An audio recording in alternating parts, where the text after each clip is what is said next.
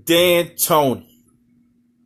Once again, him and Dal Morey proving their worth.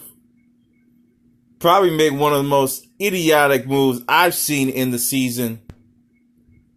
Trade. Clint Capella is gone. Going to another idiotic team I'm considering with the decisions that they're making. Maybe they're playing chess and I'm playing checkers. Let's take a look at the trade right now. Clint Capella, Houston's run and jump block shot athlete, because they got an old Tyson Chandler on the bench. They got Hartstein, who's coming along, but not in the same ilk as a Clint Capella. They make the trade. They trade him to the Hawks. Now, what the hell are the Hawks thinking? I'm going to get to that in a second.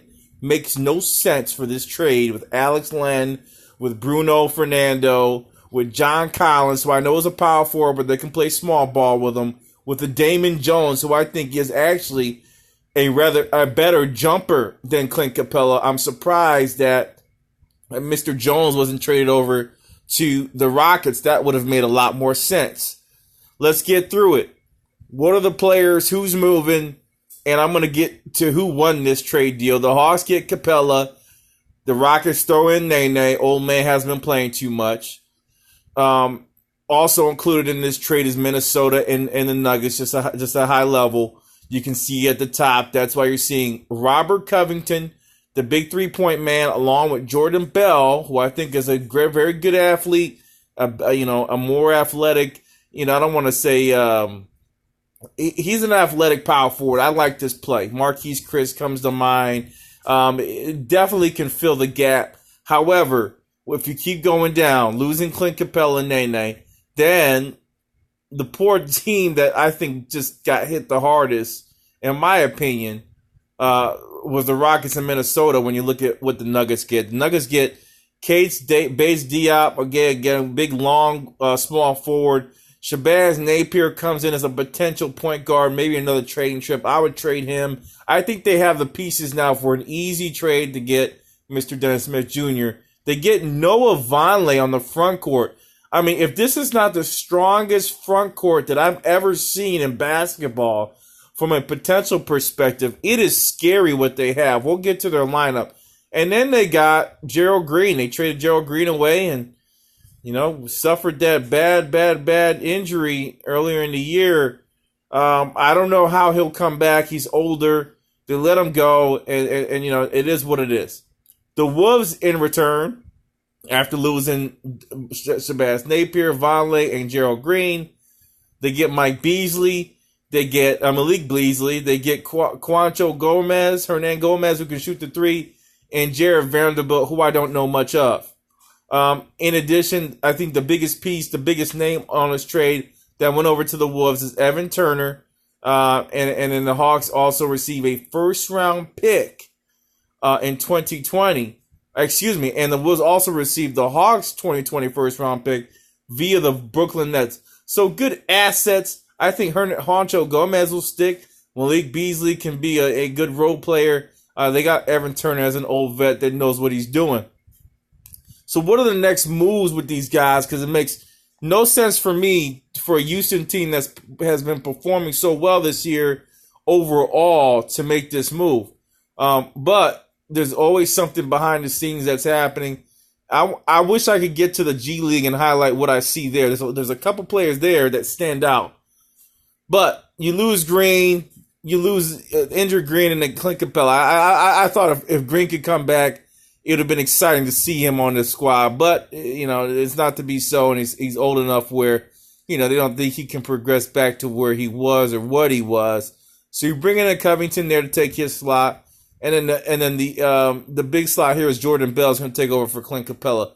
Who else do they have on this roster over 6'10"? It's going to be Hartstein and Tyson Chandler, as they also have lost Nene. They could stand to use another big. They can either go G League. I've seen a couple of high-level leaping talents there. Wait for the Hawks to move something. They're going to have to move something soon, and there's too many centers on their squad right now. Or they could go out in the free market, and everyone's talking about it. I've said it last year. Why not go get Kenneth Faried? If you're going to go small ball, run ball, go ahead and get Kenneth Faried. You got Covington. You got Jordan Bell.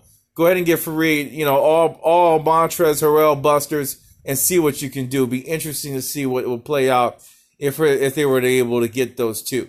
So in this trade, I think the Rockets are stupid, but they also attain some cash, $12 million. Can they go out and get a Drummond? Is there a potential that, again, will Damon Jones get drafted from Atlanta? I think he rushes over to the Houston. It makes sense for him to be there, especially with the creative offense of James Harden, which will make anyone look good. No offense. It's really James Harden. I hate to break it to you, Clint Capella. And we'll soon find out what Mr. Trae Young can do for you. So in all, that trade for me was probably the most devastating from a lineup perspective. I thought the teams could add that talent through maybe the G League, but however, they want to make a big trade. They want to, garner off salaries, and they also are playing small ball. So, James and Russell have a floor that's opened up. Russell will go more to the post. I still think you need the big. There's too many bigs in the East to play around. I still think you need that big. And without it, I'm scared for what you're going to do in the playoffs. Other than that, you add Covington, another three-point shooter, a seriously good three-point shooter, along with McLemore.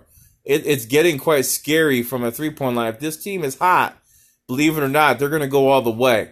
I've said it here first. If this team gets hot, if the Houston Rockets, if the Houston Rockets get hot, it's going to be a long day in sunshine. I'm telling you, it's going to be a long freaking day because there's too many three-point shooters and there's only so many openings. It's just going to be a problem.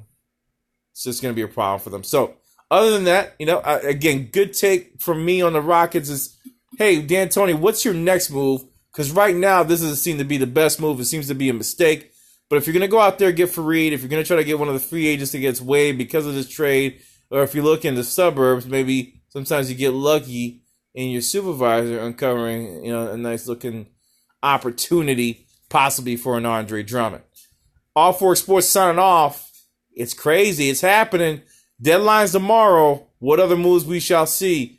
We'll talk about it in the next half. I'm going to go over the Nuggets. I'm out. Peace.